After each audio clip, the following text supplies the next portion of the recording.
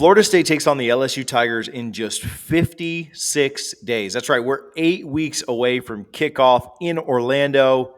And there is a massive false narrative going on around last year's game. And we're going to tell you how it impacts this year, what it is, and what to expect when the Noles and Tigers take the field again in just 8 short weeks. Right down the road from me in Orlando, Florida, even closer down the road from Richie there in Orlando. Okay, here's the false narrative. We won't hold this back. We're not going to bury the lead. We'll tell you right up against the start of this. Richie, people say that Florida State's win against LSU is discounted last year because Florida State just caught LSU at the right time. They caught them early in the year. They caught them installing a new system. They caught them with a new coach, new team. FSU only won that game because it was LSU's first game under a new system, and I just don't buy that. The other side of that narrative is that LSU just got better and better and better throughout the year. I think that that's a very convenient narrative, Richie. I think that that sounds really good. I just don't think it holds up when you really look at how LSU's year went, how the rest of their season went. Let's talk about that real quick. LSU got much better throughout the year is what everyone tells you. They weren't a good team week one. They were toward the end of the year. Well, after LSU took on Florida State, they scored 35 points a game the next 4 weeks and went 4-0. They played bad against Tennessee, but then scored 45 the next 2 weeks after that, and then they beat Alabama in their very next game from there. So they seem to be playing good ball at the middle of the year, and then they went out and scored 13 points on Arkansas and got blown out by Texas A&M, and then obviously run out of Atlanta by UGA, which, to be fair, most teams probably would. But to me, LSU wasn't bad at the beginning of the year and then great at the end of the year. If anything, they were just inconsistent. They played really well at times. They played really bad at times, and they did it all throughout the year. But they got blown out by Texas A&M in a game they were supposed to be a 2-touchdown favorite in. And so this narrative that they just got better and better and better and better as the year went on just doesn't really hold up to me. I think they were mostly inconsistent. What do you think, Richie?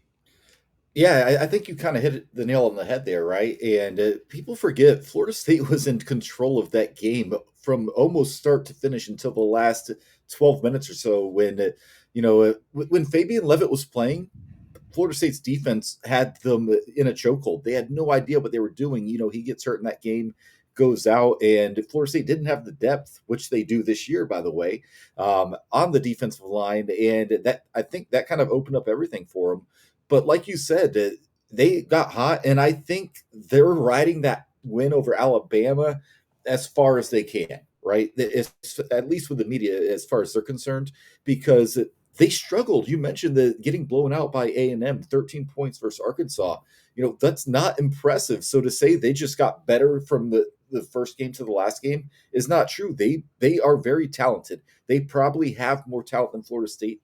If you look at top tier NFL talent, they definitely did last year, but Florida State still handled them for the majority of that game, and thank goodness held on for their dear life at the end with Shaheen Brown blocking that PAT. But yeah, I just don't see it. They're a quality team. Brian Kelly is a phenomenal coach. They have a lot of talent, but if you look at the schedule from start to finish, it's not like they almost lost to Florida State and then went on to win 11 straight.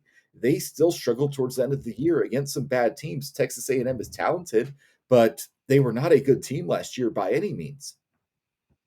Yeah, and when I think when you look at what they did, even really coming right out of that Florida State game, and they scored against a bad opponent. They scored 60 the very next week. They scored a ton of points against Mississippi State. They again in their next 4 games, just said this, they averaged 35 points a game, and so it's crazy to me to think that year one of a new system, they played 60 minutes at a neutral site game, and then all of a sudden everything was just figured out. They got hot, they were rolling, they were great.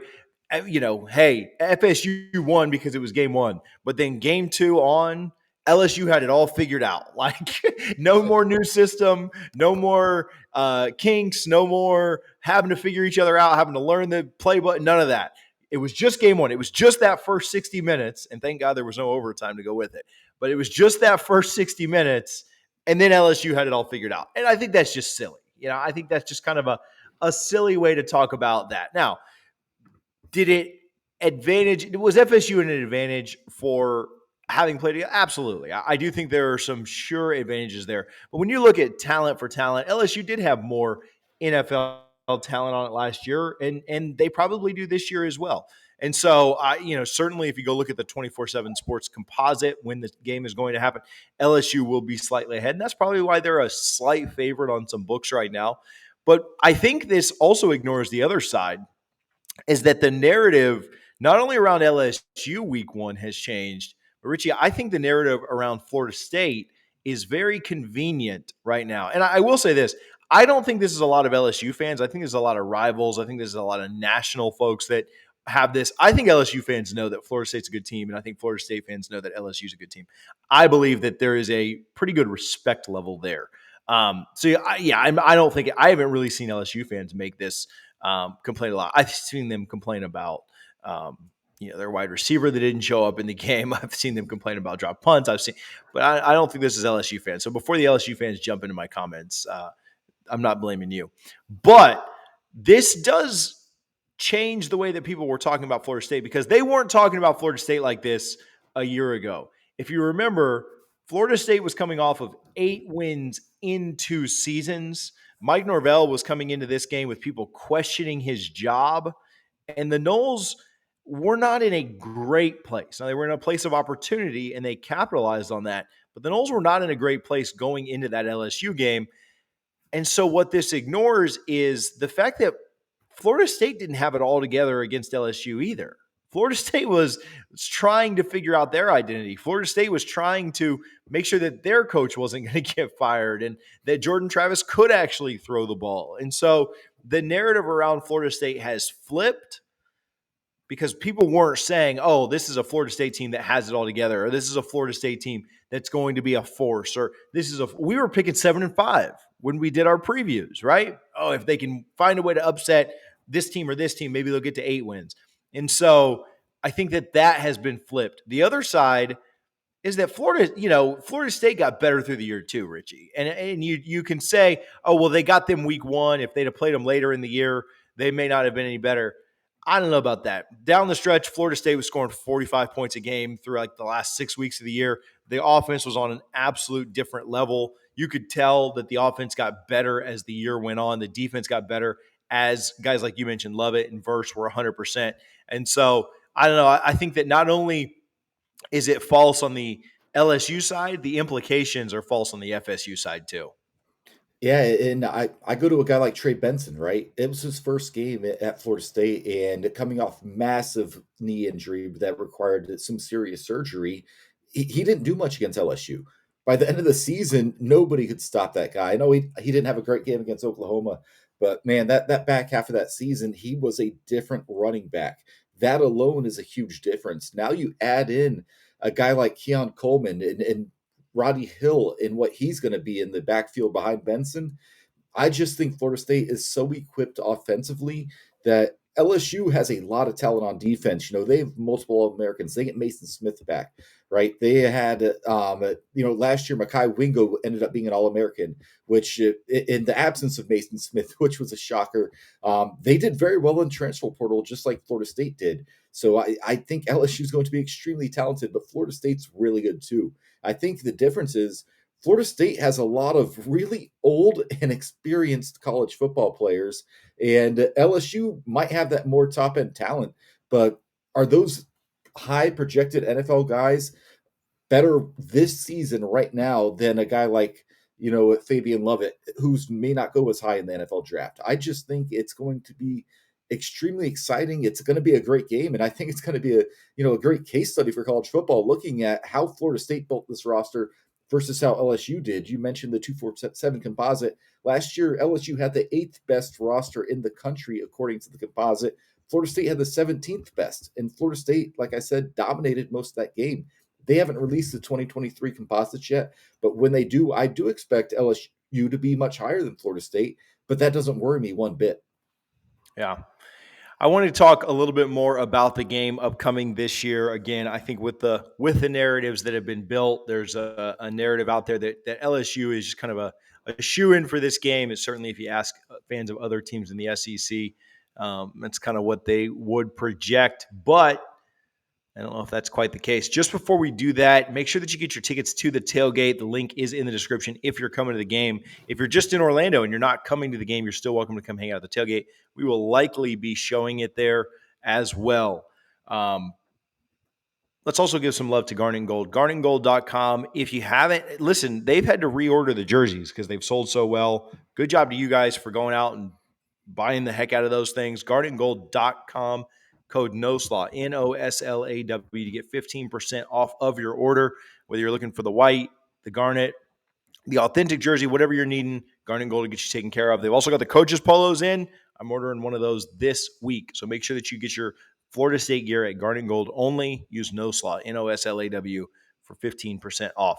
All right, Richie, talking about the game upcoming, we're going to preview this a lot over the next 8 weeks. One of the bigger games in the country and one of the bigger games that Florida State's played in the last few years as they finally have the right expectations back in Tallahassee. I think Florida State has an advantage at wide receiver and quarterback. And I think that offensively, I think we really expect a lot out of the Noles this year.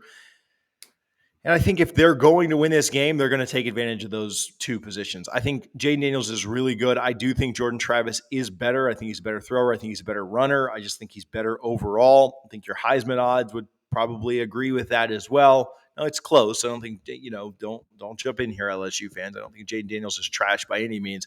I think Jordan's just a little bit more consistent. And then I think our wide receiver, I think we have an advantage at wide receiver and skill position, over every team in the country. I think LSU doesn't love their, back four. I think that they are concerned about how they match up there. And so I think that's somewhere that Florida State can take an advantage. I like LSU's front seven. I think that they're really, really nasty. I think our offensive line is good, but you mentioned some of those guys like Mason Smith, Harold Perkins, and some of the ones that they've got. I mean, those guys are just elite. And so I think that there are places that Florida State can take advantage. There are places that LSU can take advantage. Do you have any major concerns in this game or what? We're 8 weeks away, so you shouldn't be too nervous about much at this point. But major concerns or major thoughts about the game or matchups? You mentioned the unicorn, and that's Harold Perkins, right? Like he didn't do a whole lot against Florida State last year. That was his first game as a true freshman.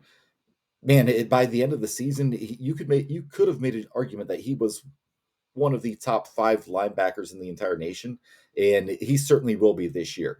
He's a guy that Jordan Travis is going to have to know where he is and make his checks accordingly because that guy is just a beast. You rarely he truly is a generational talent. You mentioned the advantage at wide receiver, 100% agree. When you have Johnny Wilson on one side, Keon Coleman on the other side, then you throw in other guys like Winston Wright. If he's West Virginia, Winston Wright, my goodness, throw in a Jaheim Bell. That I don't know how you defend this passing attack. I really don't. I agree. I think Jordan Travis is the better college quarterback. Jaden Daniels is really good. He's more of an athlete, I think, than a true quarterback, though, which is kind of what Jordan Travis was up until last year. So that's not to say that Jaden Daniels cannot make that leap. But, he led LSU in rushing last year with just over 800 yards. So I don't like their backfield a lot at all. But their secondary is really improving. They had to go heavy in the portal. It's likely that both their starting cornerbacks are going to be portal guys, and we'll see what happens. But on paper, Florida State has a massive advantage, in my opinion, when Florida State is throwing the ball against LSU's defense. Rushing the ball is going to be a little more difficult, as we mentioned. The Perkins, Mason, Mackay, they are just loaded up front. But Mike Norvell has a really good counter game. We saw it against Miami when Trey Benson went off. We'll see. I don't think they need to rush the ball for 300 yards in this game, but they do need to be somewhat effective. But I know they're going to be able to throw the ball. Yeah, I'm interested. I don't mean to make a joke about this or I'm trying to put anybody down. I am somewhat interested in seeing our kicking game. Close games are going to potentially make FSU fans kind of nervous this year. We'll see who wins that kicking battle. I think that's really, really important. And you don't want to get into. I mean, this game was won or lost depending on what side you're on a special teams play last year. So you certainly don't want to. I don't know. I don't want to be lining up for a long field goal, down one or down two late. Now, if it goes through, that's great. But kicking game has me a little bit worried. No tune-up game before, right? I do think playing Duquesne the week before. Again, I don't know how much you really take away from that. Fans were ready to fire Norvell after we beat Duquesne and didn't win by 400. So I don't know how much that really matters or not. And then the Brian Kelly versus Mike Norvell dynamic. I think Mike Norvell's a better coach, game day for sure. I think he's a better schemer, but Brian Kelly is really good. I think Mike's outcoached him a couple of times now. Just Brian had a lot more talent the first couple of times they played. So I like, I like the matchup. I think it's going to be big for FSU. I mean, certainly a win would do wonders for you. A loss isn't devastating, but certainly takes a little wind out of your sails, but you have a quick chance to turn it around and take on Clemson a few weeks later. So it'll all be kind of interesting. We'll continue to preview it. We'll continue to try and break this down over the next several weeks. What are your thoughts? Hit the comments. If you've stayed around and stuck around for this long of a video, you've probably already commented, but hit the comments and let us know your thoughts. Let us know what you think is going to happen, where you may be concerned about this game, and why you think that narrative at the beginning that we talked about is just a bunch of BS. So, Richie, thanks for hanging out. If you guys want to get caught up on the very latest in FSU recruiting, you can click the video on the screen right now.